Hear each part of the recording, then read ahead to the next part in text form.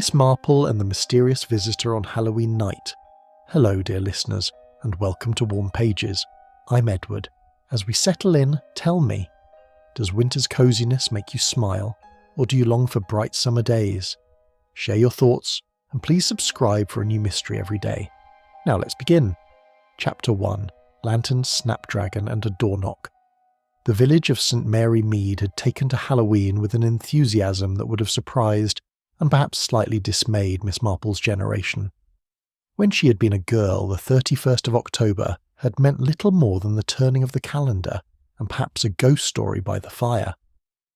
Now, in this October of 1959, the high street was dotted with carved pumpkin lanterns glowing in cottage windows, and the air rang with the shrieks of children in paper masks running from door to door.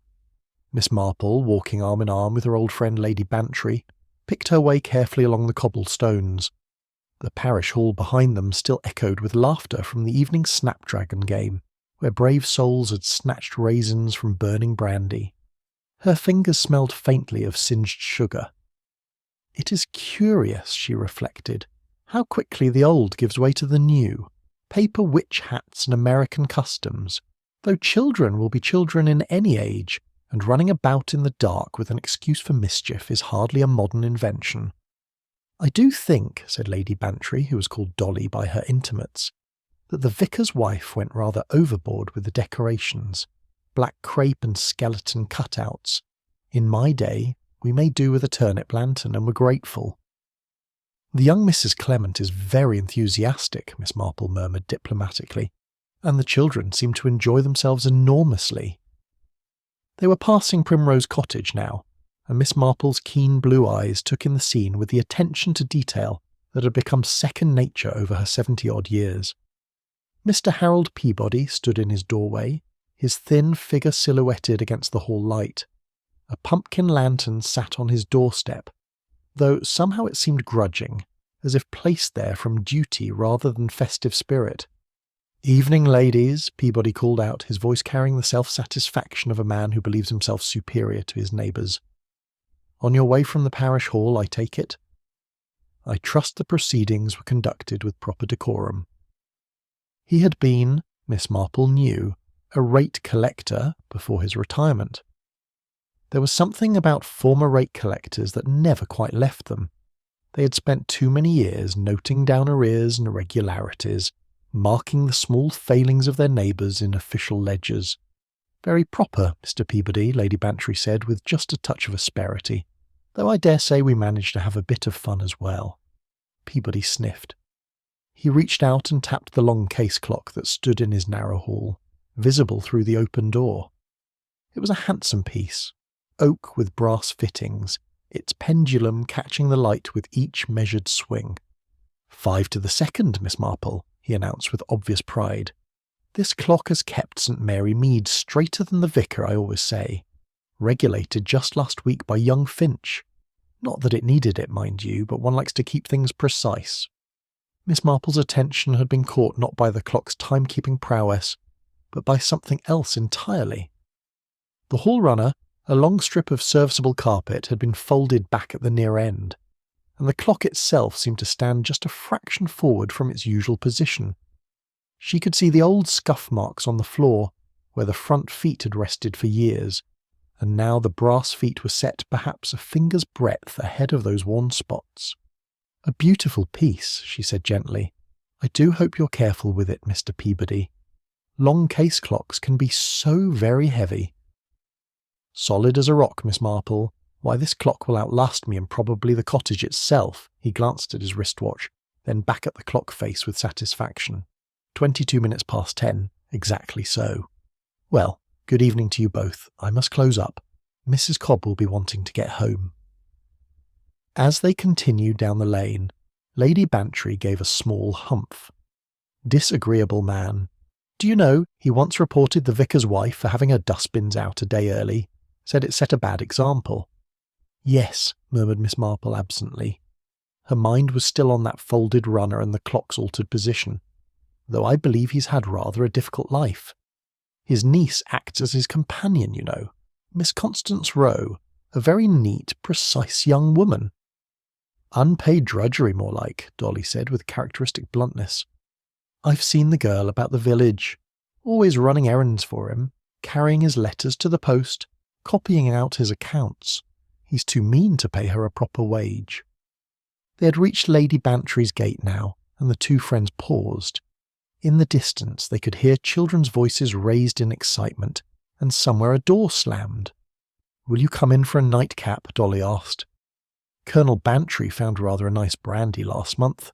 Thank you, my dear, but I think I shall go straight home. These late evenings do rather tire one out, though I shouldn't admit it. Nonsense, you're fitter than I am, and I'm at least 5 years younger." Lady Bantry squeezed her friend's arm affectionately. "Well, sleep well, Jane."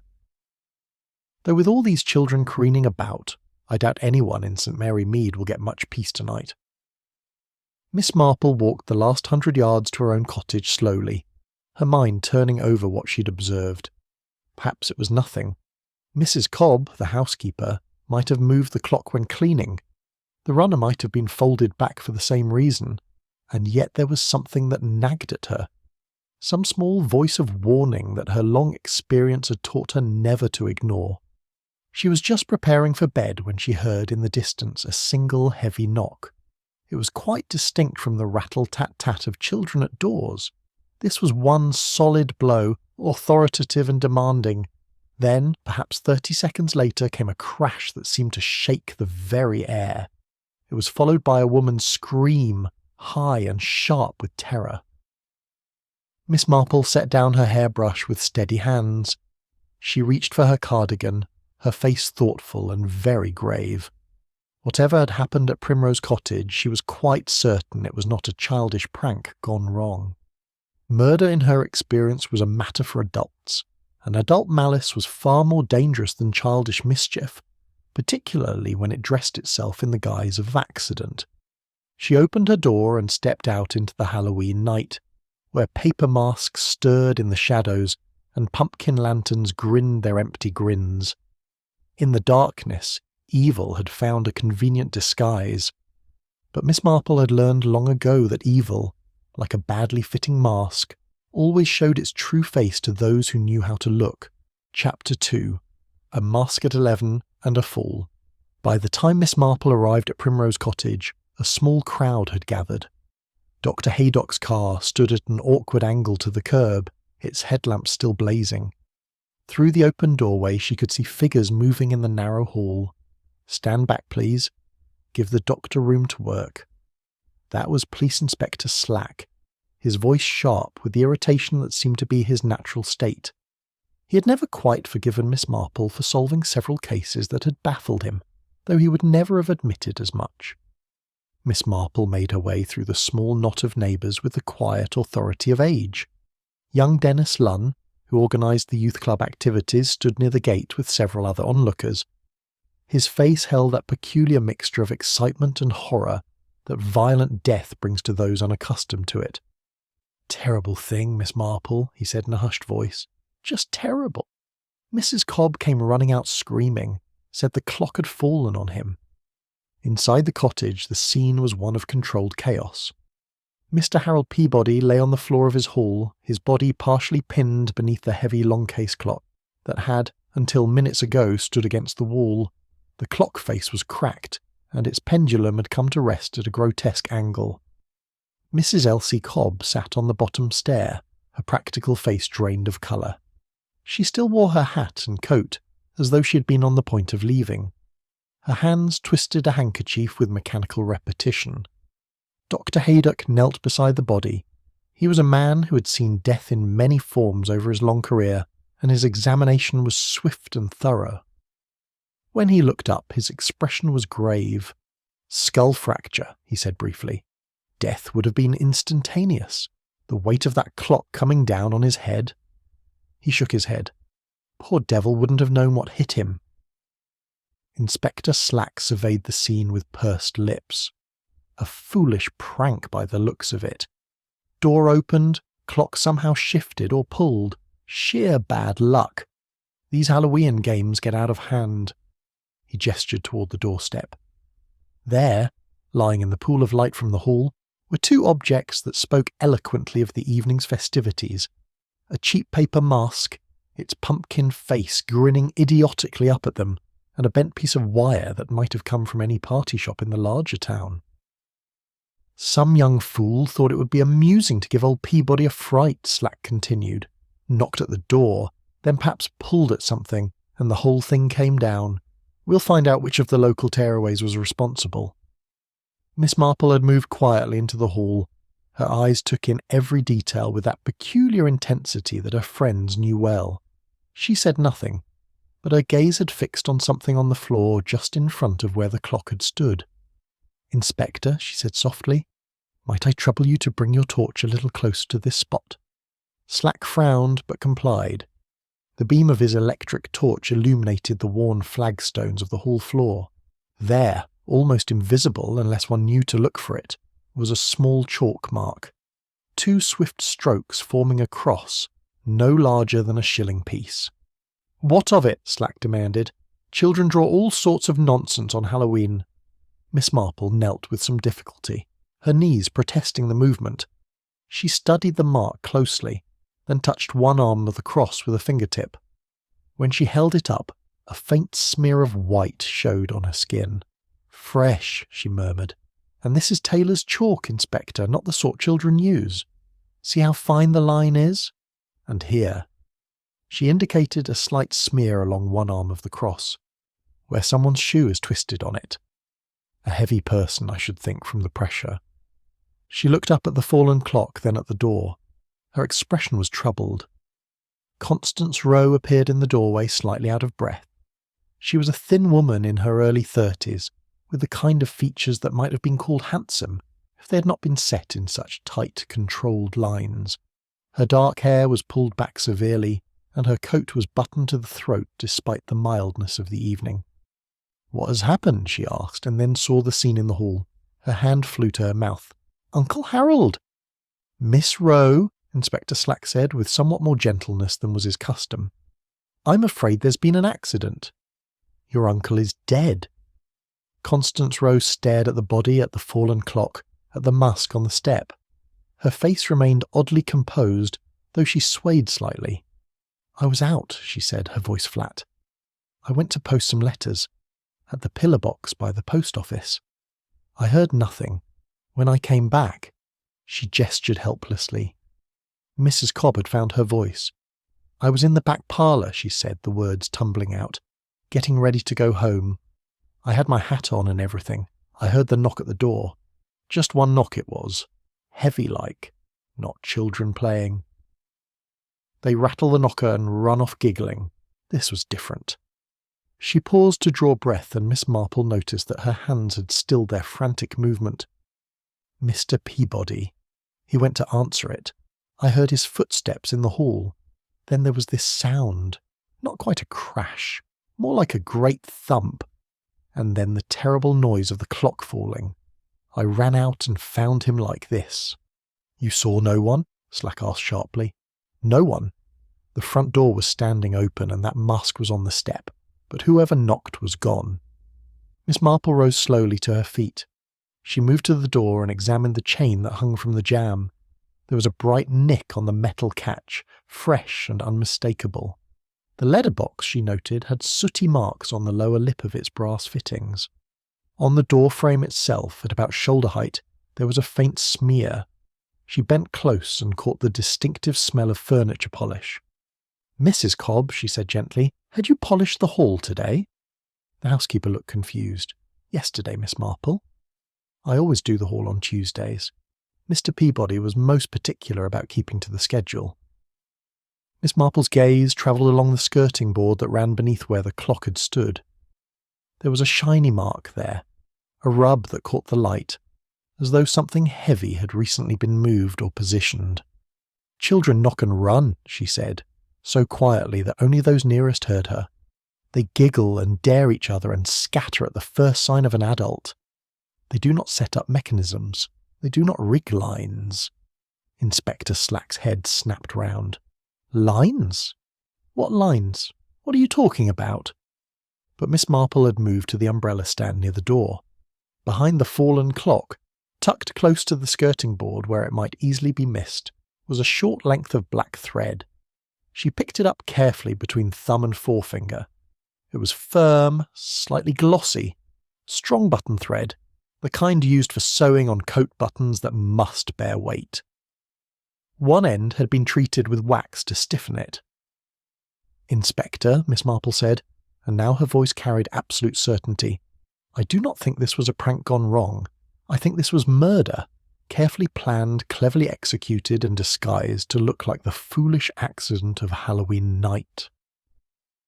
In the sudden silence that followed, the broken clock chimed once, a melancholy note that seemed to echo from another world entirely. Chapter 3. Miss Marple notices a chalk cross. Inspector Slack's face had taken on the mottled appearance it always assumed when Miss Marple contradicted his theories. He had learned through bitter experience not to dismiss her observations out of hand, but acceptance did not come easily to his nature. "Murder," he repeated, investing the word with scepticism. "You're suggesting someone deliberately arranged for that clock to fall on Peabody?" "I am suggesting exactly that, Inspector." Dr. Haydock had risen from his examination of the body and was watching Miss Marple with interest. Unlike Slack, he had long ago recognised that beneath the gentle, fussy exterior lay a mind as sharp as any he had encountered. "You'd better explain yourself, Jane," he said, using the familiarity of old friendship. "What makes you so certain?" Miss Marple indicated the chalk mark on the flagstones. This cross was placed here deliberately as a marker.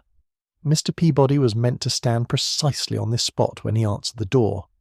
You see how it lies directly in front of where the clock stood, and notice the slight scuff here, where a shoe has twisted. That would be consistent with someone falling, would it not, Doctor? Haydock bent to look more closely. Aye, it would. But chalk on a doorstep at Halloween hardly proves murder. Taken alone? Perhaps not. Miss Marple's tone was patient, as though explaining something to a not particularly bright child. But consider the thread I found. Button thread, waxed at the end. Not the sort of thing that appears by accident in a gentleman's hallway. She moved to the letterbox and opened the brass flap. In the bright beam of Slack's torch they could all see a single fine fibre caught on the hinge screw of the inner flap. "The same thread," she said, "or I should be very much surprised if it were not." Now, why would thread lead from behind the clock, across the floor, and through the letterbox? Constance Rose spoke from where she stood near the door, her voice tight and controlled. "Perhaps children playing some trick? They do thread things through letterboxes. I've heard of it." "Children thread string and pull it to make noises," Miss Marple agreed. "But this thread was positioned with care, Miss Rowe. And there is more." She indicated the doorstep beyond the threshold. "Inspector, if you would shine your torch here, just at the edge of the stone." Slack complied with ill grace. There, barely visible, was a small dark spot that gleamed slightly in the light. "Grease," Miss Marple said. "The sort one might use to help a line run smoothly. Or perhaps wax. A taut line lay here at one time this evening, I believe, running from the letterbox out to— where? The gate, the hedge. Somewhere the person pulling it could stand concealed." Mrs. Cobb had been listening with growing agitation. "But I don't understand." "How could a thread pull down a great heavy clock like that?" "An excellent question." Miss Marple turned back to the fallen timepiece. The clock did not need to be pulled down. It needed only to be made ready to fall. "Let me show you something else." She knelt again, this time beside the clock itself, running her fingers along its base where it met the floor. The others crowded round, Slack's irritation giving way to reluctant curiosity. "The hall runner," Miss Marple said, "has been folded back here at the end. You can see the fold quite clearly, and beneath where the clock's front feet stood, there are fresh pin marks in the carpet. Someone adjusted the runner very recently, pinning it into a new position." "What of it?" Slack demanded. "When I passed by earlier this evening with Lady Bantry, I noticed that this clock stood slightly forward from its usual position.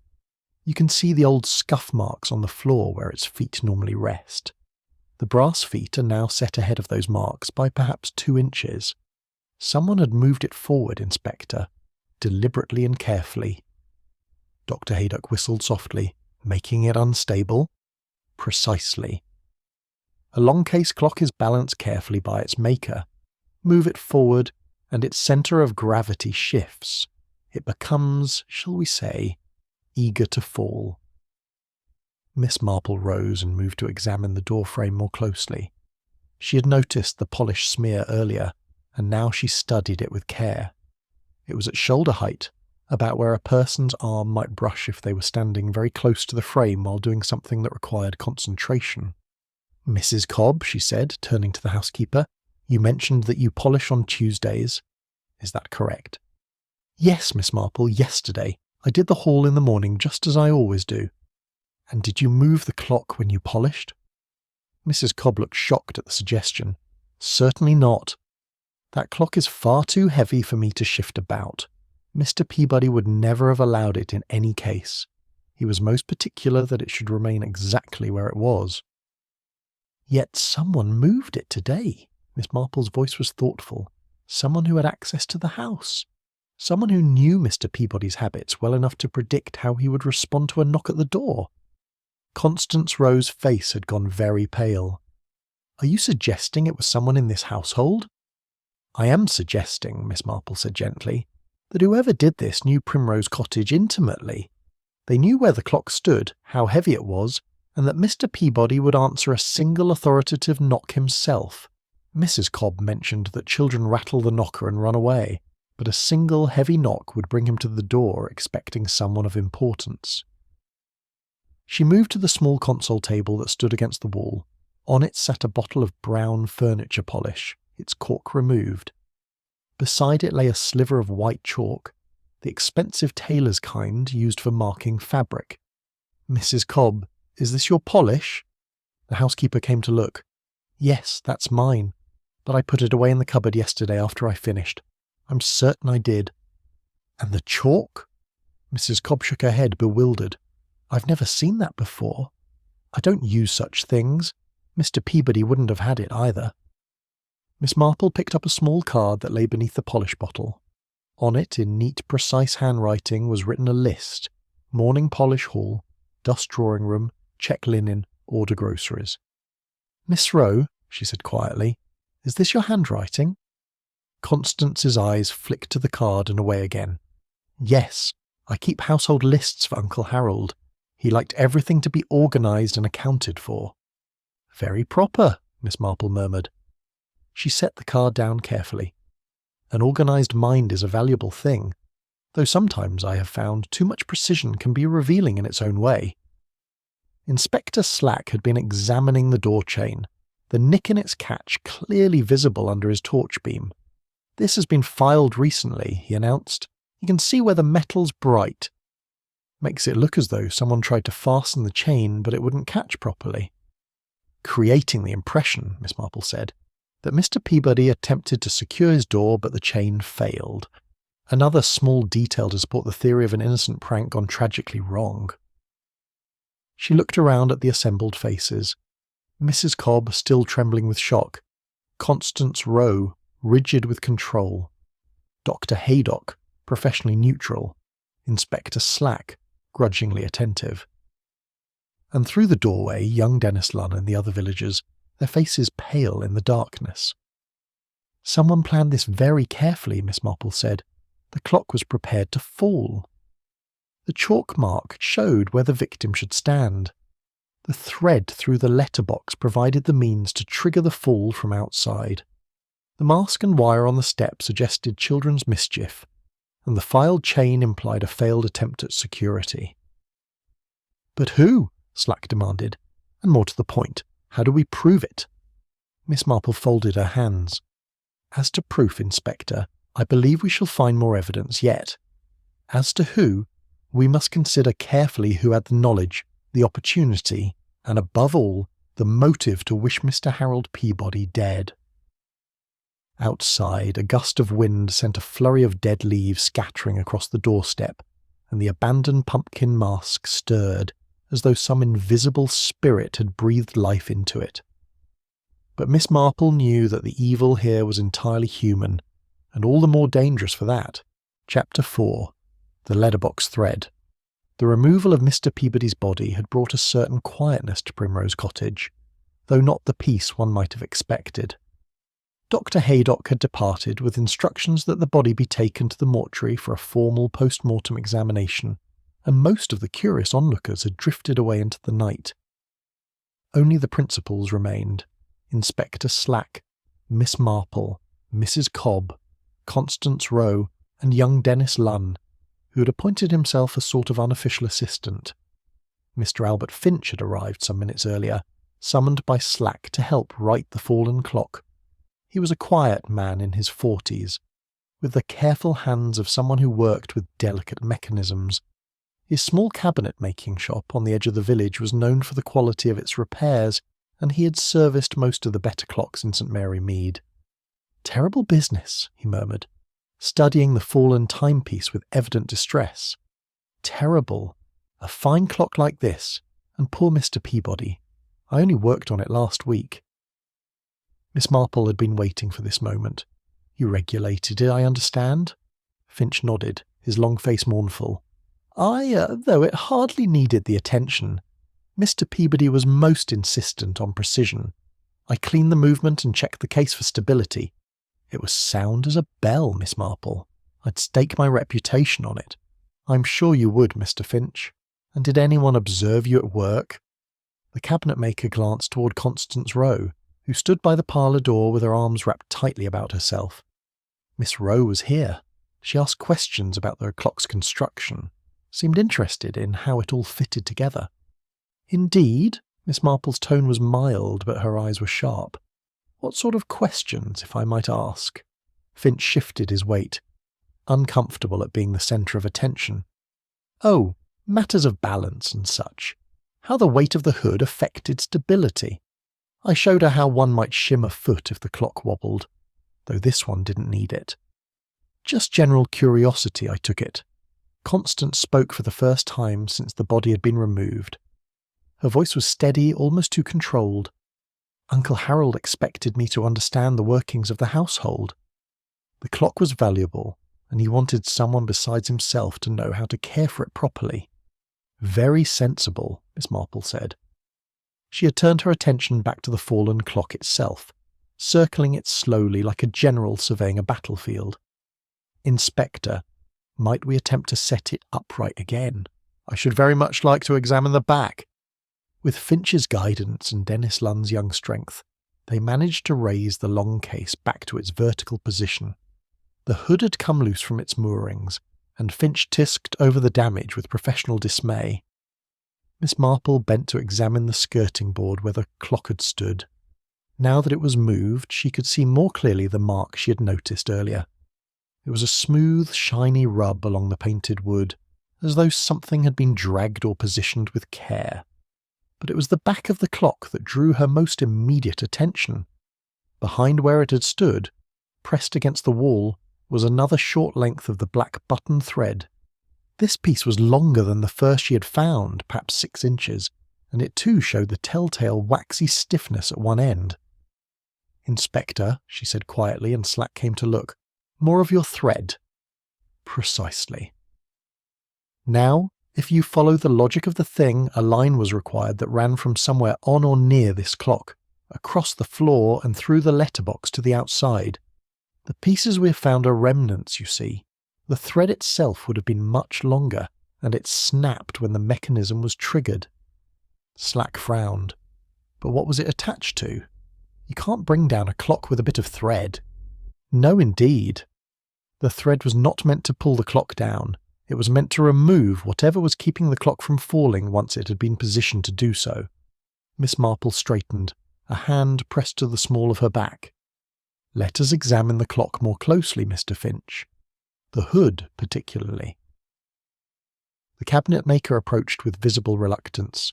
The hood of the long case had always been his pride, a beautifully proportioned piece with brass finials and a curved pediment. Now it hung askew, one side lower than the other. "The hinges," Miss Marple said. "Would you be so kind as to show me the hinges that attach the hood to the body of the clock?"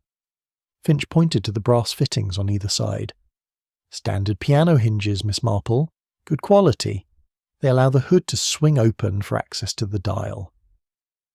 Miss Marple produced a small handkerchief from her sleeve and used it to lift one of the hinge pins slightly. As it moved, something became visible on the metal shaft. A small bead of brown wax, rather like sealing wax but duller in colour. "How curious," she murmured. "Mr. Finch, should there be wax on this pin?" The cabinet maker's face had gone very white. Certainly not. The pins should be clean and seated tight. That pin. He reached out and tested it gingerly. It moved far too easily in its housing, sliding up with barely any resistance. Someone's been working at this. Taking it in and out repeatedly, I'd say. The wax was used to make it draw smoothly. And with the pin loosened, Miss Marple said, the hood would be less securely attached to the case. It would be hanging by one good hinge instead of two. Still attached, mind you, but far less stable. Finch looked genuinely shaken. But why would anyone do such a thing? Dennis Lunn, who had been listening with growing fascination, spoke up. "I say, Miss Marple, are you suggesting someone loosened the hood deliberately so it would fall forward when the clock toppled?" "I'm suggesting rather more than that, Mr. Lunn. I am suggesting that the hood was meant to lead the fall. With the clock positioned forward, one hinge deliberately weakened, and some form of prop at the top."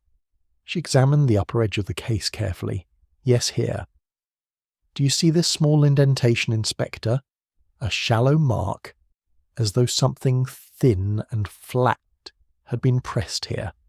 A matchstick, perhaps, or a thin sliver of wood." Slack peered at the mark. It was barely visible, but once pointed out, unmistakable. "A wedge," he said slowly. "You're saying someone propped the top of the clock away from the wall with a wedge?" "Precisely." The front feet moved forward on their adjusted runner, the top propped away at the back, one hinge loosened, and the whole structure held in a state of precarious balance by a single small wedge hidden beneath the hood lip. All that remained was to remove the wedge at the crucial moment. Mrs. Cobb had been standing very still throughout this explanation. Now she found her voice. But how could anyone remove it? They'd have to be here, in the hall, and I was in the back parlour the whole time. "Not necessarily." Miss Marple indicated the thread once more. "Suppose the wedge had a thread attached to it. A strong thread, waxed for stiffness, that ran from the wedge down the back of the clock, along the floor behind it, across the threshold, and through the letterbox. Someone standing outside had only to pull sharply on that thread. The wedge would slip free, the weakened hood would lurch forward, and the entire clock would topple directly onto anyone standing on that chalk mark." The silence that followed was profound. Even Inspector Slack seemed momentarily at a loss for words. It was Constance Rowe who broke the stillness.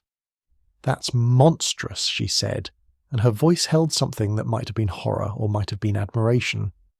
To plan such a thing in such detail. To rehearse it, test it, make certain of every element. What kind of mind would conceive of such an elaborate method? Miss Marple looked at her steadily. A methodical mind, Miss Rowe. An organised mind that pays attention to detail and takes satisfaction in precision. The same sort of mind, perhaps, that keeps careful household lists and ensures that every task is performed exactly as specified. The colour that had returned to Constance's face drained away once more, leaving her looking like a figure carved from wax. Outside, the church clock struck midnight, each note falling into the darkness like a stone into deep water. Chapter 5. A Hinge-Pin with Wax. The examination of the clock had taken on a quality of grim fascination. Even Inspector Slack, never one to appreciate subtlety, had begun to grasp the full ingenuity of what had been done. Albert Finch stood before the damaged timepiece with the expression of a man watching a trusted friend being subjected to indignity. "I should like," Miss Marple said, addressing the cabinet maker with her customary courtesy, "to understand more about these hinges, Mr. Finch. You say they are piano hinges?" "That's right, ma'am. Continuous hinges, we call them in the trade. They run the full height of the connection between hood and case, very secure when properly installed. He touched the damaged hinge with a craftsman's gentle fingers. This one here, on the left as you face it, is still sound, but the right-hand one. He demonstrated by lifting the loosened pin again. It moved with a smoothness that spoke of repeated handling. The bead of wax caught the light, a small brown teardrop of evidence.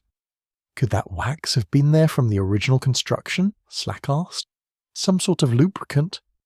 Finch shook his head emphatically. Never.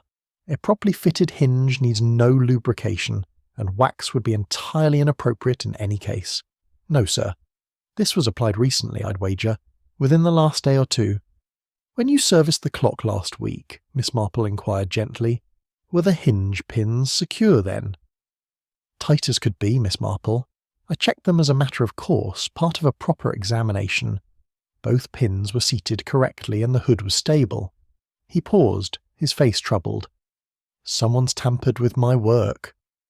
There was genuine distress in his voice. For a man who took pride in his craftsmanship, the thought that his handiwork had been deliberately undermined was clearly painful. Dennis Lunn had been crouching near the top of the clock, examining the area Miss Marple had indicated earlier. I say, there's definitely something here. A sort of flat spot, as though a piece of wood had been wedged in and pressed against the case. Miss Marple joined him, moving with the careful deliberation of age. The mark was subtle, barely more than a slight compression of the wood grain, but it was there nonetheless. It ran along the curved top of the case, just where the hood would rest against it. A matchstick, do you think? Dennis suggested with enthusiasm. Or perhaps a thin piece of card? Either would serve, Miss Marple agreed. Something that could hold the weight temporarily but would slip free easily when pulled. The thread would have been attached to it, you see, a sharp tug, and away it would come. Constance Rowe had moved to sit in the parlour doorway. She appeared composed, but her hands gripped the arms of her chair with enough force to whiten her knuckles.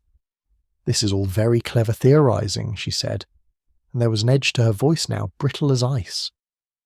But surely you cannot prove any of it. A bit of thread, a mark on wood that might have been there for years, some wax that could have been applied by anyone. It proves nothing. Taken individually, perhaps not, Miss Marple acknowledged. She had seated herself on the hall chair, her knitting bag in her lap, though her hands remained still. But there is a pattern to evidence, Miss Rowe, just as there is a pattern to knitting.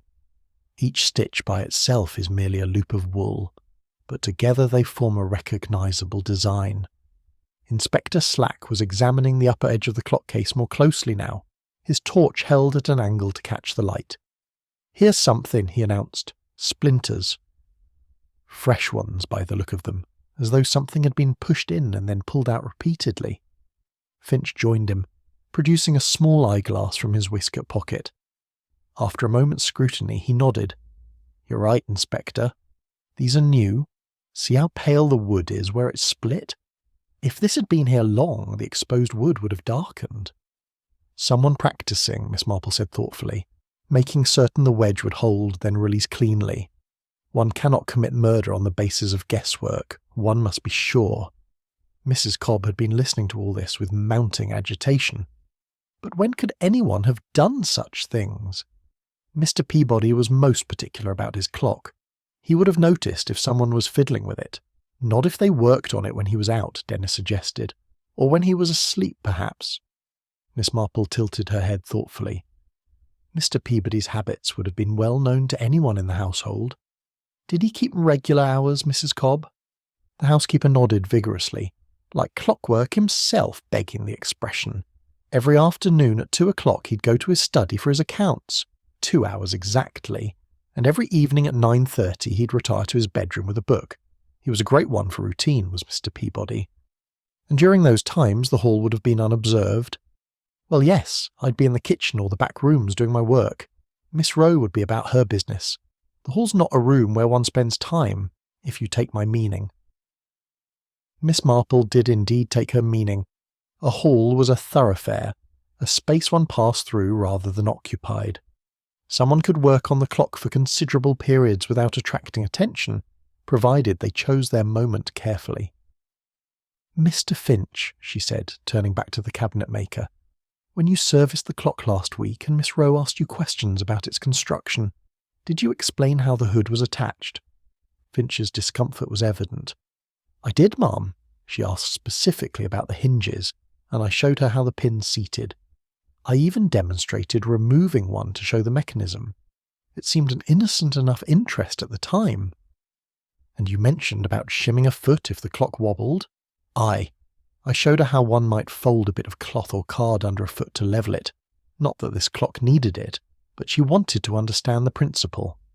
"Did you by any chance mention that moving a clock forward could make it unstable?" Finch's face had gone pale again. "I may have done. When she asked about balance, I explained that a long case must sit properly, or it becomes top-heavy. The weight's all in the hood and movement, you see. Shift the base forward, and the centre of gravity moves with it." "So Miss Rowe would have understood," Miss Marple said quietly, "exactly how to make this clock ready to fall." Constance surged to her feet. "This is outrageous. You're twisting innocent questions into evidence of guilt. I wanted to understand the clock because Uncle Harold valued it. Is that a crime?" "Of course not, my dear," Miss Marple said, and her voice held genuine sympathy. "Curiosity is never a crime, but knowledge, combined with opportunity and motive, becomes something rather different." Inspector Slack had retrieved his notebook and was making careful entries. "We'll need to establish everyone's movements this evening. Exact times and witnesses. Mrs. Cobb, you said you were preparing to leave?" "That's right. I always leave at 11, and I was getting ready. I telephoned young Mr. Lunn about a muffler that had gone missing at the parish hall. One of the children must have taken it by mistake." Dennis nodded confirmation. "She rang just before 11.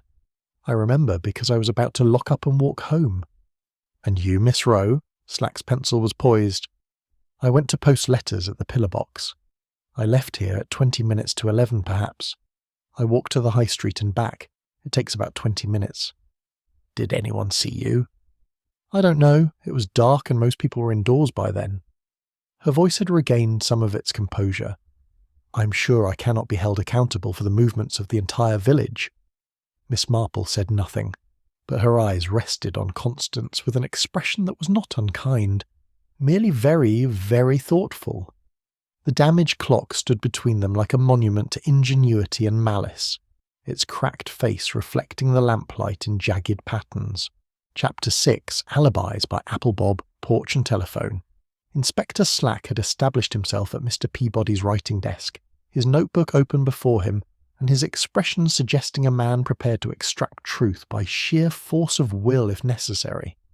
The various occupants of the scene had been arranged around the parlour with the care of a hostess at a tea party, though the atmosphere was considerably less convivial. "Right then," Slack began, consulting his notes. "We need to establish exactly where everyone was between 10:15 and 11:15. That's the critical period. Mrs. Cobb, will start with you." The housekeeper had recovered some of her composure, though her handkerchief remained clutched in one hand. "I was here in the cottage all evening, Inspector." "In the back parlour, mostly. I'd finished my duties by 9:30, and I was sitting with my knitting until it was time to leave." "You leave at 11 o'clock regular?" "Every night except Sundays." Mr. Peabody was most particular about the arrangement. He didn't care for anyone staying late in the house. Miss Marple, who had been listening quietly from her chair by the window, interjected with gentle curiosity. "You mentioned telephoning Mr. Lunn about a muffler, I believe." "That's right. It was 5 minutes to 11 by the kitchen clock. I remembered that one of the children had been looking for a red woolen muffler at the parish hall earlier, and I thought Mr. Lunn might still be there closing up." Dennis Lunn nodded eagerly. "She did telephone." "I can confirm the time exactly because I'd just checked my watch. It was 10:55. We spoke for perhaps 2 or 3 minutes about the muffler. I said I'd have a look for it tomorrow." "And where were you before that call, Mr. Lunn?" Slack's pencil was poised. "At the parish hall until about 11:15. We'd been having the apple bobbing and Snapdragon games, as you know. After everyone left, I stayed to tidy up a bit and make sure the stove was properly damped down. Then I walked toward home, but I stopped at the vicarage gate for a smoke. The Reverend Clement came out briefly and we exchanged a few words. He'll remember seeing me there." "What time was this?" Must have been just after 11. I lit a cigarette, and Mr. Clement commented on the match flaring in the dark. We talked about the success of the evening, and then he went back inside. I finished my cigarette and was about to head home when I heard Mrs. Cobb screaming. Inspector Slack made a note. We'll confirm with the Reverend, of course. Now, Mr. Finch, what about you? The cabinet maker had been sitting with his hands clasped between his knees, still looking troubled by the damage to his professional handiwork. I was at my workshop all evening, Inspector. I'd been working on a corner cupboard for Mrs. Trimble up at the big house. Detailed work requiring good light. I had my lamp burning until well past 11. Anyone see you there? My neighbour, old Mr. Banks, was out walking his dog round 11. He called a good evening to me through the workshop window. Saw the light, he said, and wondered if I was burning the midnight oil. Slack grunted acknowledgement and turned to Constance Rowe. Now, Miss Rowe. You said you went to post letters. Constance had regained much of her self-possession. She sat very straight, her hands folded neatly in her lap. Yes, I had some correspondence for Uncle Harold that needed to go out. Bills that had to be paid. A letter to his solicitor about some property matter. He was always insistent that letters be posted promptly. What time did you leave the cottage? At 20 minutes to 11. I remember glancing at the hall clock as I went out. A slight pause. It kept excellent time, as Uncle Harold never ceased to remind everyone. And you went to the pillar box on the high street? Yes, the one near the post office. It's about a 10-minute walk each way. Did anyone see you? Constance's mouth tightened fractionally. I couldn't say, Inspector.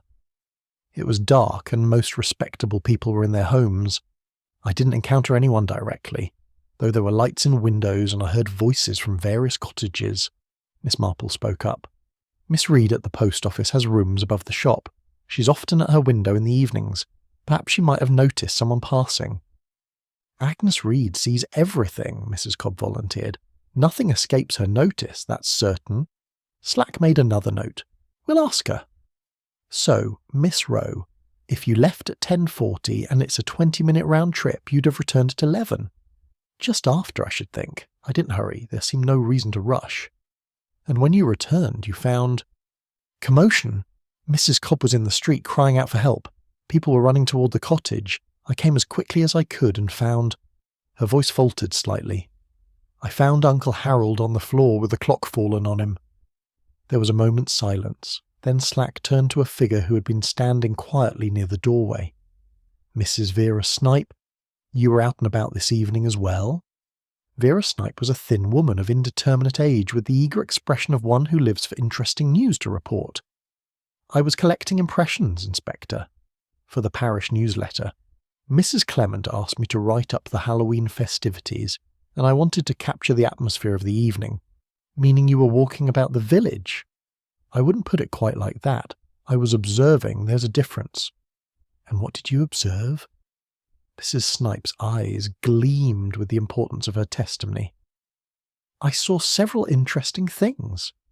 Children in costume, of course. The Hargreaves twins dressed as ghosts. Young Timothy Fletcher with a most inventive wizard's hat. And I saw someone near Primrose Cottage just before the incident. Every head in the room turned toward her. Someone in a cape, she continued, relishing the attention, wearing a pumpkin mask. Standing at Mr. Peabody's door just before I heard the terrible crash. A cape? Slack leaned forward. What sort of cape? Dark. Black or very dark blue, and the mask was definitely a pumpkin face, one of those cheap paper ones from the village shop. Could you tell if this was a man or a woman? Mrs. Snipe hesitated. The figure was of medium height. Not particularly tall. The cape concealed the form rather effectively, but there was something about the way they stood. Purposeful, if you understand me. Not like a child playing pranks. Miss Marple's voice was very quiet. Mrs. Snipe, when you saw this figure, were they standing still or moving? Standing still, very still in fact, as though waiting for something. And this was immediately before the crash. Within moments, I'd say no more than 30 seconds, I was about to call out to ask if I could include them in my notes, when I heard the most dreadful noise." Inspector Slack's expression had grown thoughtful. This caped figure. "When the crash came, what did they do?" "I don't know, Inspector. I was so startled by the sound that I looked away toward the noise. When I looked back, the figure was gone, vanished into the shadows." Miss Marple rose from her chair and moved to stand before the mask that still lay on the hall table, where Slack had placed it as evidence. She bent close and her nose wrinkled slightly. "Inspector," she said, "would you be so kind as to smell this mask?" Slack looked as though he might protest, but something in Miss Marple's tone made him comply. He lifted the mask and sniffed cautiously. "Polish," he said, surprised. "Furniture polish, unless I'm much mistaken." "Quite so. Not face powder, not the sticky residue of boiled sweets that children's costumes usually carry, not even the smell of fresh paper and paste. This mask has been handled by someone whose hands bore traces of furniture polish." She turned to look at Constance Rowe, and her gaze was steady and uncompromising. "Brown furniture polish, I should say. The sort that was sitting uncorked on the hall table this very evening." Chapter 7. The Mask That Smelled of Polish. The revelation about the Polish had fallen into the room like a stone into still water, sending ripples of implication in every direction. Inspector Slack held the mask at arm's length, as though it had suddenly become something dangerous. "You're certain about this, Miss Marple?"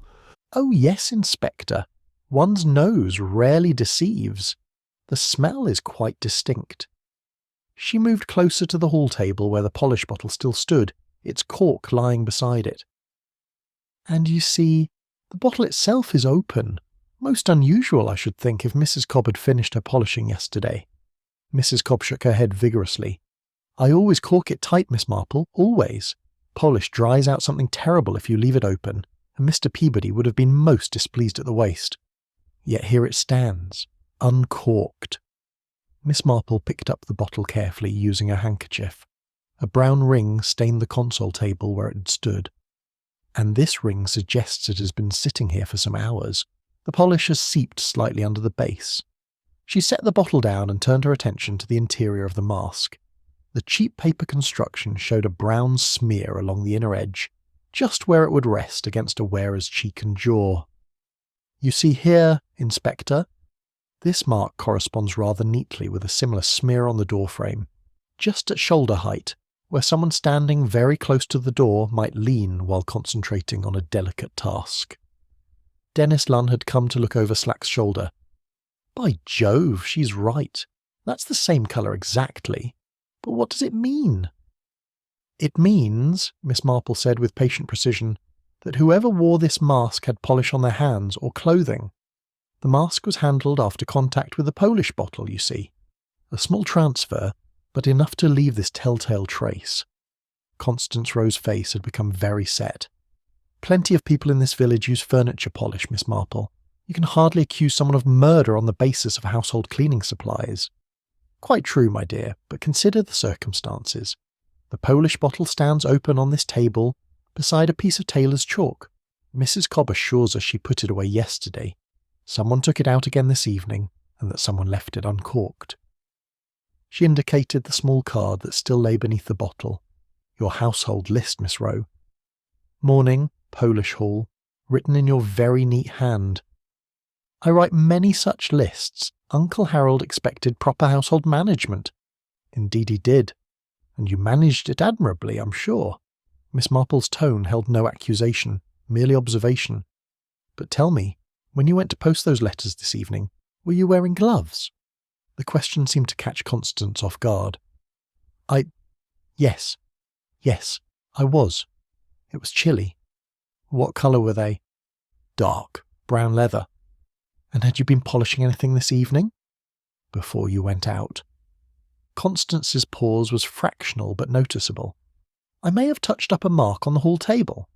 Uncle Harold was particular about such things. If he noticed a smudge or finger mark, he would comment on it most sharply." "Using the polish that now stands uncorked?" "Possibly. I don't recall exactly." Miss Marple nodded as though this confirmed something. "You see, Inspector, here is the difficulty. Someone wearing a mask stood at this door just before Mr. Peabody died. That same mask carries traces of the polish that stood in this hall. The person who wore it must have had access to this house, to this very room, shortly before the fatal moment. Albert Finch had been listening with growing distress. But surely children might have come in earlier, perhaps playing about while Mr. Peabody was occupied elsewhere. Children do not wear brown furniture polish on their hands, Mr. Finch. They wear sticky jam, perhaps, or the remnants of their supper, not the specific polish used in this household. Mrs. Cobb ventured a suggestion. Could someone have taken the mask after handling polish elsewhere, perhaps in their own home? The Polish ring on this table suggests otherwise. This bottle has been open and standing here for hours. And look here. Miss Marple pointed to the skirting board near where the clock had fallen. That shiny rub mark we noticed earlier. That too suggests recent polishing in this specific location, as though someone had been moving or positioning something heavy and wished to ensure no scuff marks remained as evidence. Inspector Slack had been making rapid notes. So you're suggesting the murderer polished away evidence of their preparations? Precisely. They moved the clock, adjusted the runner beneath it, worked at the hinge mechanism. All of this would leave marks. A careful person would wish to erase those marks, particularly someone who prided themselves on maintaining a tidy household. Constance's hands had clenched into fists. This is all supposition. You're building a case from smudges and smells. Where is your proof? Proof is cumulative, Miss Rowe. Like building blocks, each piece supports the others. Miss Marple returned to the chair she had vacated earlier. Let us consider what we know. The clock was prepared to fall by someone with knowledge of its construction. The preparation required access to this house, and time to work undisturbed. The polishing away of evidence suggests someone concerned with the appearance of the household, and the mask worn by the figure Mrs. Snipe observed carries the distinctive smell of this particular polish. She paused, her eyes moving from face to face. Mrs. Cobb was in the back parlour and telephoned Mr. Lunn at precisely 5 minutes to 11. Mr. Lunn was at the vicarage gate with the Reverend Clement at the time of the murder. Mr. Finch was in his workshop with a lamp burning, visible to his neighbour. But you, Miss Rowe, were out walking, alone, in the dark, with no one to confirm your exact whereabouts. I was posting letters. Were you indeed? Yet Miss Reed, who sees everything from her window above the post office, may tell us whether anyone approached the pillar box at that hour. Miss Marple's voice remained gentle. But even if you did post letters, the task takes but a moment. A minute to walk from here to the box, a few seconds to deposit the letters, a minute to return. Ample time to stop at this door, to don a mask, to pull a thread through a letterbox, and to slip away into the shadows before anyone could identify you. The silence that followed was broken only by the ticking of a mantel clock in the parlour. It seemed to count out the seconds of Constance's composure as they fell away one by one. The bent wire, Miss Marple continued, lying on the step beside the mask. That was used to hold the letterbox flap open while the thread was pulled through, was it not? A simple tool, but effective. And both mask and wire were dropped at the crucial moment, left as evidence of a childish prank while the real perpetrator slipped round to the lane and returned as though just arriving. Vera Snipe spoke up suddenly. The caped figure I saw. They were standing very still, you said, not moving about as children do. Because, Miss Marple said quietly, they were concentrating on a thread in their hand. Waiting for precisely the right moment. Waiting for Mr. Peabody to step onto that chalk mark and open his door to what he thought was a respectable caller. One firm pull, and it was done. Constance Rowe stood abruptly. I won't listen to any more of this. You have no evidence. Nothing but speculation and household polish. Any competent solicitor would tear your theories to shreds. Perhaps, Miss Marple agreed, but I fancy we shall find more evidence yet. Your gloves, for instance, Miss Rowe. The brown leather ones you wore this evening. I suspect they may show traces of wax from the Hinge-Pin, and possibly fibres from the button thread. Evidence has a way of clinging to those who handle it, no matter how careful they believe themselves to be. The colour drained from Constance's face, leaving it the shade of old ivory. Chapter 8. A Hand That Moved the Clock. Inspector Slack had taken the suggestion about the gloves with the alacrity of a man who finally sees solid ground beneath his feet. "Miss Rowe, I'll need those gloves. The brown leather ones you say you were wearing this evening." Constance's jaw tightened. "They're in my room. I'll fetch them. Inspector Crimmond will accompany you if you don't mind." Slack gestured to the young constable, who had been standing quietly by the door. "Just a precaution, you understand." The two disappeared up the narrow staircase, their footsteps creaking on the old boards. In their absence, an uncomfortable silence settled over the parlour. Mrs. Cobb dabbed at her eyes with a handkerchief. Albert Finch stared at his hands as though they belonged to someone else. It was Dennis Lunn who finally spoke. "I say, Miss Marple, you really think Miss Rowe did all this?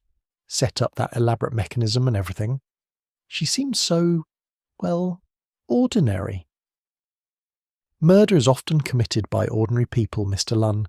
Indeed, I have found that the most dangerous criminals are frequently those who appear most respectable. They understand how society expects them to behave, and they use that understanding as camouflage." Miss Marple had moved to examine the fallen clock once more. Mr. Finch, despite his distress, could not resist the professional impulse to follow her. "You said earlier, Mr. Finch, that you had shown Miss Rowe how to shim a clock foot if it wobbled. Did you demonstrate with this particular clock?" The cabinet maker nodded reluctantly. "Aye, though as I mentioned it didn't need shimming. The demonstration was purely theoretical. I showed her how one might fold a bit of cloth or slip a card beneath a foot to adjust the level. And she watched carefully, most carefully. She asked several questions about balance and weight distribution. Wanted to understand the principles, she said." Miss Marple bent to examine the hall runner once more. The fold at the end was held in place by 3 pins, their heads bright against the dark carpet. "These pins are new, are they not?" "The brass is still shiny. Mrs. Cobb came to look. Those weren't there yesterday, I'm certain of it. The runner lay flat when I did my polishing."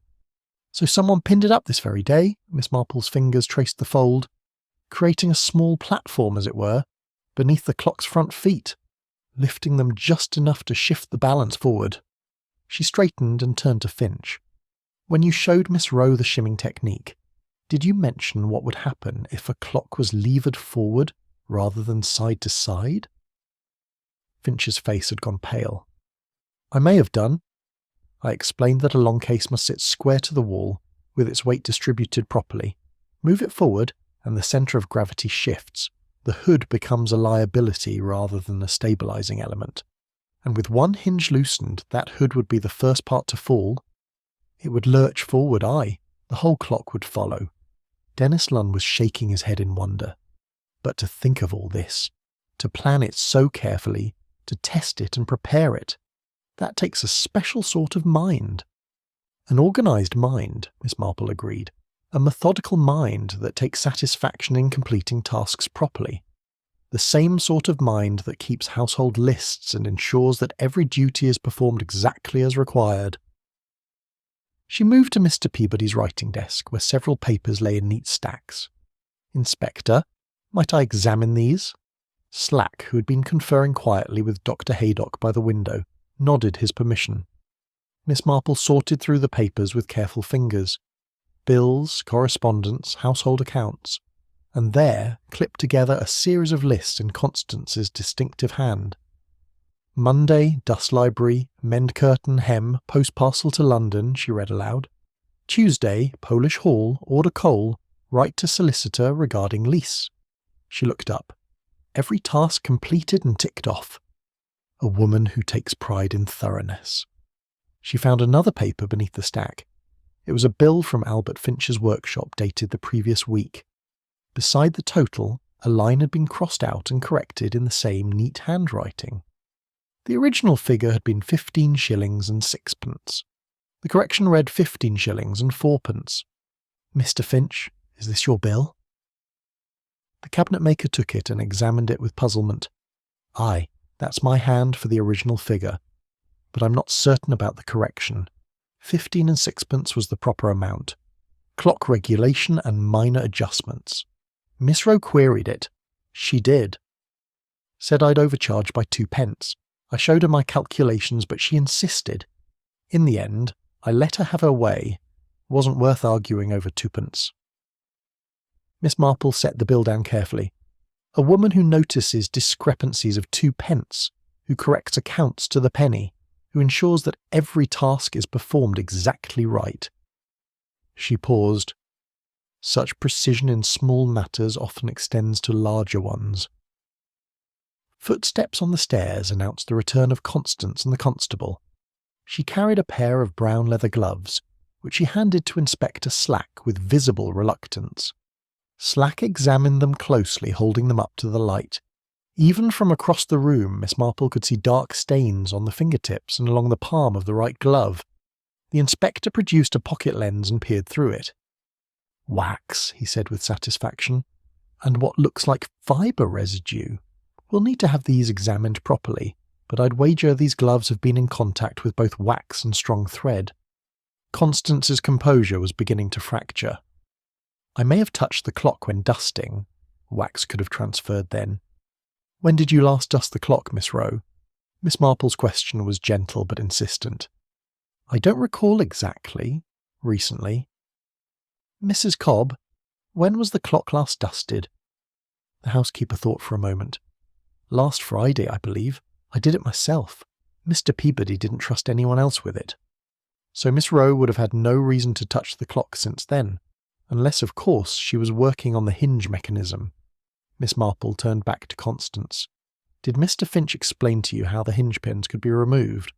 "He may have mentioned it. He demonstrated it, in fact. Showed you how they could be drawn out for maintenance, and you would have understood that loosening one pin would compromise the hood's stability." Constance said nothing, but her breathing had become shallow and rapid. "You questioned him closely about the clock's construction," Miss Marple continued, "about balance and weight, and how movement affected stability.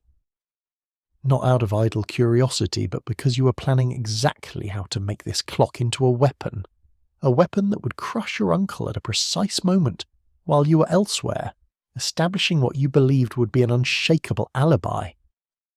Albert Finch looked stricken. I never thought.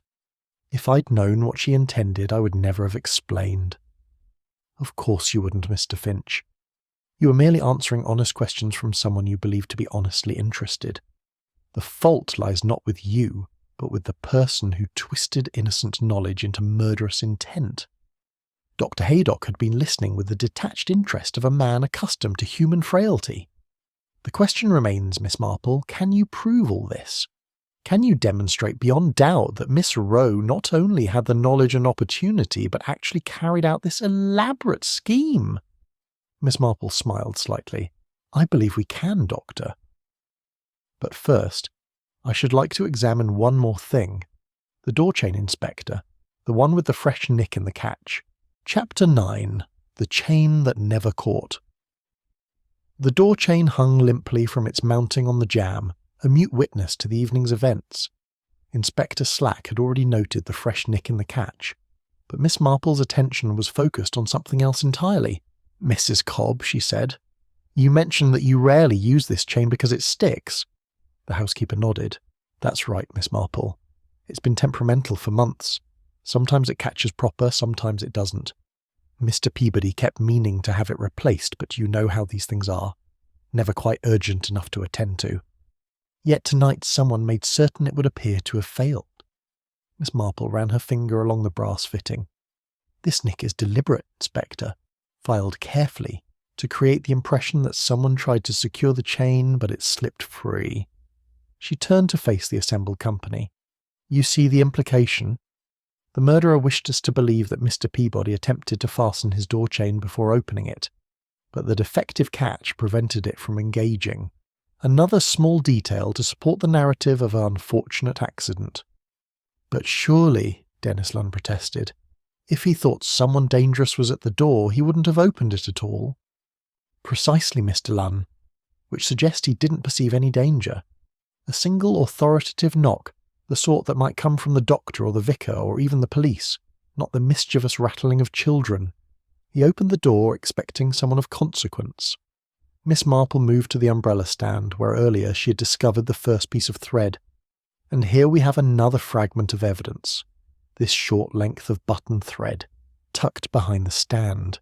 It was overlooked when the longer thread was pulled free and removed. She held it up to the light. Waxed at one end, you see. The wax made it stiff enough to thread through the letterbox and attach to the wedge. Without that stiffness, the thread would have been too flexible to manipulate. Inspector Slack was beginning to see the full picture. So the murderer threaded this line through the letterbox, attached it to a wedge at the top of the clock, and when Peabody stood on that chalk mark, a sharp pull, Miss Marple completed. The wedge slipped free, the loosened hood lurched forward, and the deliberately unbalanced clock toppled directly onto its owner. Death would have been instantaneous, just as Dr. Haydock confirmed. Albert Finch had retrieved a matchstick from his pocket and was studying it thoughtfully. A wedge like this would do it, he said quietly. Thin enough to hide under the hood lip, strong enough to hold the weight temporarily. Once pulled free, there'd be nothing to stop the fall. Exactly so. Miss Marple accepted the matchstick and examined it. And the murderer counted on the thread snapping or being pulled completely free, leaving only these small fragments that might be overlooked in the confusion. She turned to Lady Bantry, who had arrived some minutes earlier and been admitted by the constable. "Dolly, would you be so kind as to do me a small favour? I should like to demonstrate something, but I require an assistant." Lady Bantry, who had been following the proceedings with keen interest, rose at once. "Of course, Jane. What would you like me to do?" "I want you to stand outside the door and knock once, firmly and authoritatively. Then, when I give the signal, I want you to pull on this piece of string I shall pass through the letterbox." Miss Marple produced from her knitting bag a length of ordinary twine. With Mr. Finch's assistance, they propped the clock's hood away from the case using his matchstick, wedging it carefully at the angle Miss Marple specified. "You see," she explained as she worked, "the clock need not fall far, just enough to strike someone standing directly in front of it. The chalk cross marked the exact position where Mr. Peabody needed to stand for the clock to reach him." She threaded the twine behind the clock over the threshold and through the letterbox. The end she passed to Lady Bantry, who had stepped outside. "Now then, Mrs. Cobb, if you would stand here beside me, well clear of the clock's path. Inspector, you as well. Mr. Finch, is the hood securely propped?" "Aye, but it's precarious. The slightest disturbance would bring it down." "Precisely the point." Miss Marple positioned herself where she could observe both the door and the clock. "Dolly, knock please."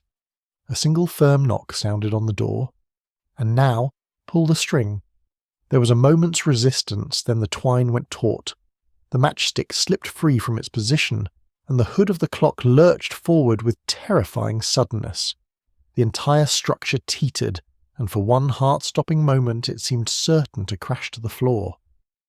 Mr. Finch and Dennis Lunn leaped forward to steady it, their combined strength preventing the fall. "Good heavens," Mrs. Cobb gasped. "It would have come down right where someone standing at the door would be." "Indeed," Miss Marple's voice was steady despite the dramatic demonstration. "And if the clock had been positioned even more precariously, as it was earlier this evening, nothing could have prevented the fall. The weight of the hood alone is considerable. Combined with the momentum of the toppling case, the force would be more than sufficient to crush a man's skull." Lady Bantry had come back inside, her face pale. "That's diabolical, Jane." "Absolutely diabolical. To stand outside and pull a thread, knowing that inside someone was about to die." "Murder at a distance," Miss Marple agreed. "The killer need not even see their victim's face. They had only to pull the thread and walk away, leaving the mask and wire as evidence of a tragic prank." Constance Rowe had been watching this demonstration with an expression that had progressed from rigid control through fascination to something approaching despair. Now she spoke, and her voice was barely above a whisper. "You cannot prove I was the one who pulled that thread." "Can I not?" Miss Marple turned to face her directly. "Your gloves bear traces of wax and thread fibre. You had the knowledge, taught to you by Mr. Finch. You had the opportunity, living in this house with access to the clock at all hours. You have no alibi for the crucial time, merely a story of posting letters that no one can confirm. The mask smells of the polish you used in this hall, and most damning of all, you have motive." "Motive?" Constance's voice cracked slightly. "Mr. Peabody's will? Inspector, I believe you'll find that Mr. Peabody recently changed his testamentary dispositions. Mrs. Cobb mentioned that Miss Rowe had written to his solicitor about some property matter. I suspect that matter concerned his will, and that Miss Rowe discovered she was to be left with very little, despite years of unpaid service." Inspector Slack consulted his notes. "We can check with the solicitor tomorrow. If there's been a recent change to the will—" "There has," Constance said suddenly. Her composure finally shattered, and tears began to stream down her face. "He told me just last week, after everything I've done for him, 7 years of my life, acting as his secretary, his housekeeper, his companion, living on scraps while he counted every penny, and he meant to leave Primrose Cottage to some charity for retired rate collectors. I was to receive £50. £50 for 7 years. The room had gone very quiet. Even the ticking of the mantel clock seemed subdued. "So you see," Miss Marple said gently, "we can prove it, Miss Rowe. Not with one piece of evidence, but with many. Each small thread woven together into an unbreakable rope of guilt. Chapter 10, Primrose Cottage, Wedge, Thread, and the one who pulled in the dark." The breaking of Constance Rowe's composure had brought a strange relief to the room, as though a tightly wound spring had finally been released. She sat now in the chair by the parlour door, her hands covering her face, her shoulders shaking with quiet sobs. Mrs. Cobb stood nearby, torn between shock and an unexpected sympathy. Inspector Slack had assumed his official manner, though even he seemed affected by the collapse of the neat, precise woman who had maintained such rigid control throughout the evening. "Miss Rowe, I must caution you that anything you say may be taken down and used in evidence." Constance lowered her hands. Her face was blotched with tears, but there was a kind of terrible clarity in her eyes now, as though the act of confession had stripped away a burden she could no longer bear. "It doesn't matter now, does it? Miss Marple has explained it all, every detail, every preparation." She looked at the elderly woman with something approaching wonder. "How did you know? How could you possibly have seen through it all?" Miss Marple seated herself carefully, her knitting bag in her lap. "I didn't know at first, my dear. I merely observed, and observation led to questions. Why was the hall runner folded back? Why did the clock stand forward from its usual marks? Why was there chalk on the floor where no child would draw? Each small oddity suggested purpose rather than accident." She paused, gathering her thoughts. "And then there was your character, Miss Rowe. You're not a woman who does things carelessly or by half measures. Your household lists, your precise corrections to Mr. Finch's bill, the way you questioned him about the clock's construction. Everything spoke of a methodical mind that plans thoroughly and executes carefully." "I did plan it carefully," Constance said, and there was a bitter pride in her voice. "For weeks I thought about it. After Uncle Harold showed me the new will, after I realised that 7 years of my life had earned me nothing but £50 and dismissal, I began to think about that clock. He was so proud of it, you see, always tapping it and boasting about its precision. It seemed fitting that his precious clock should be the instrument of his end." Dr. Haydock had moved closer, his professional concern evident. "Miss Rowe, you need not say anything further until you've consulted a solicitor." "What's the point?" she laughed, a sound without humour. "Miss Marple has laid it all out. The wedge, the thread, the weakened hinge, the mask, every piece of my clever plan. I might as well tell the rest." Miss Marple's expression held compassion, but no compromise.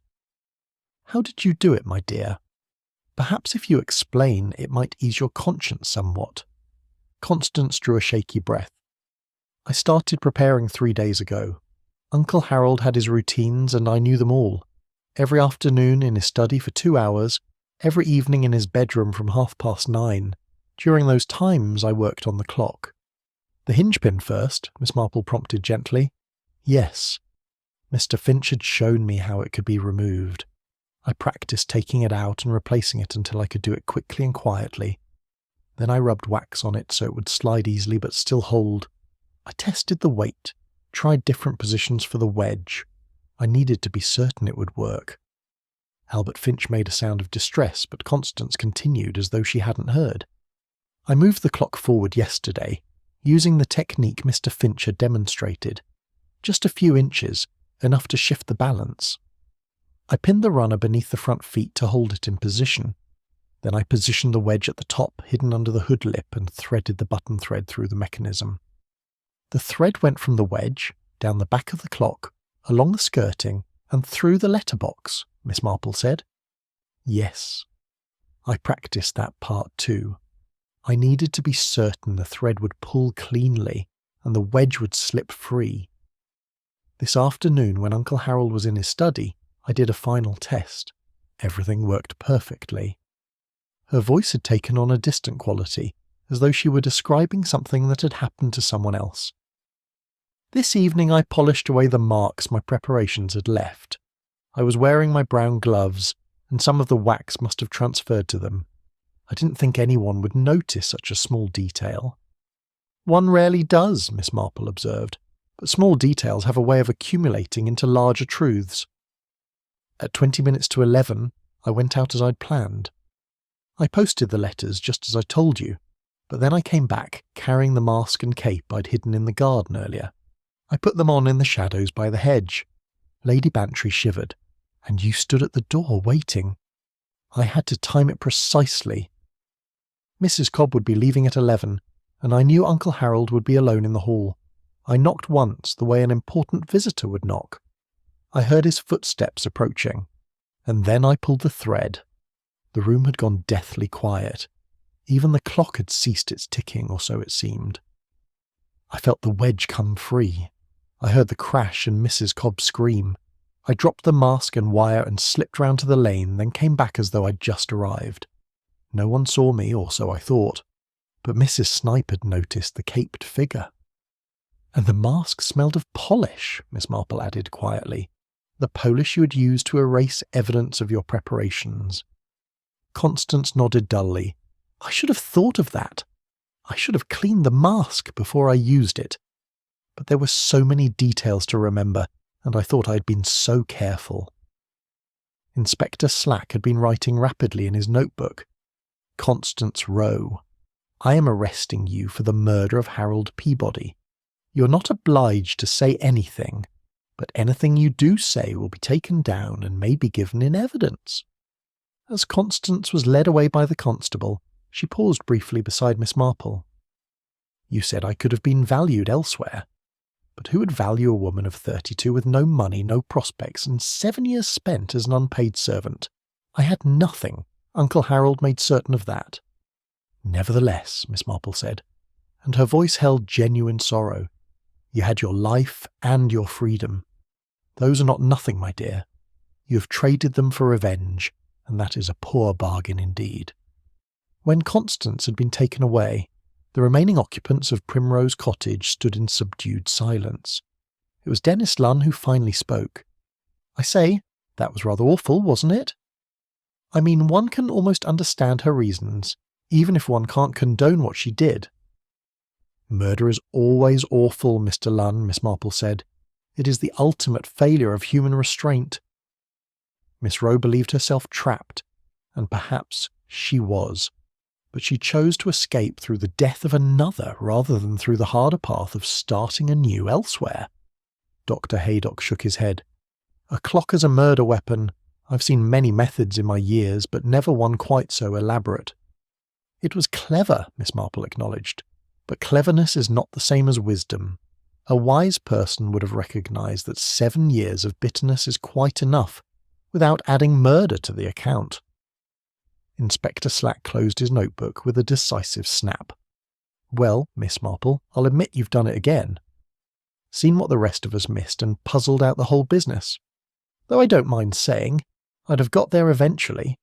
"I'm quite certain you would have, Inspector," Miss Marple said with perfect courtesy, and only the faintest hint of a smile. Lady Bantry linked her arm through her friend's. "Come along, Jane. You've had quite enough excitement for one Halloween. I'm taking you home for that brandy Colonel Bantry found, and I won't hear a word of protest." As they walked down the path from Primrose Cottage, the pumpkin lantern still flickered in cottage windows, and somewhere a child laughed. The night had returned to innocence, though the evil that had briefly worn a mask had left its mark. "You know, Dolly," Miss Marple said thoughtfully, "I believe that next Halloween I shall stay at home with my knitting. A quiet evening by the fire seems infinitely preferable to mysteries and murder." "You say that now," Lady Bantry replied with affection. "But I know you, Jane Marple. If there's a puzzle to be solved, you'll be there to solve it, brandy or no brandy." Miss Marple smiled. "Perhaps you're right, my dear. Perhaps you're right."